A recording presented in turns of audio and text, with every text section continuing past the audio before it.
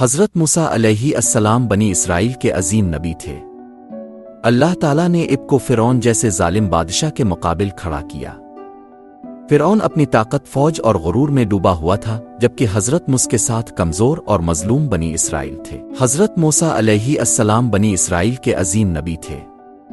اللہ تعالیٰ نے اب کو فرعون جیسے ظالم بادشاہ کے مقابل کھڑا کیا۔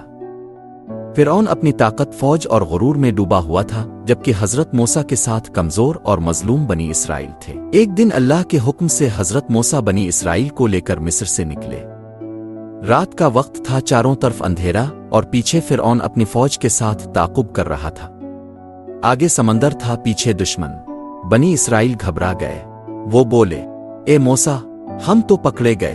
یہ وہ لمحہ تھا جہاں عقل جواب دے چکی تھی، راستے بند نظر آ رہے تھے اور خوف دلوں میں بھر چکا تھا۔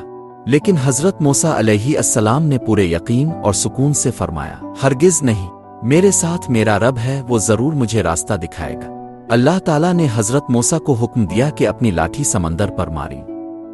جیسے ہی لاٹھی پانی سے ٹکرائی، سمندر 12 راستوں میں تقسیم ہو گیا۔ پانی دیواروں کی طرح کھڑا ہو گیا اور بیچ میں خشک راستہ بن گیا۔ حضرت موسیٰ اور بنی اسرائیل اس راستے سے سلامتی کے ساتھ گزر گئے۔ جب فرعون اپنی فوج کے ساتھ پیچھے آیا تو اللہ کے حکم سے سمندر دوبارہ مل گیا اور فرعون اپنی طاقت کے باوجود ہلاک ہو گیا۔ سچا توکل حالات کو نہیں دیکھتا، رب کو دیکھتا ہے۔ جب راستے بند ہوں تب بھی اللہ کے لیے کوئی راستہ بند نہیں ہوتا۔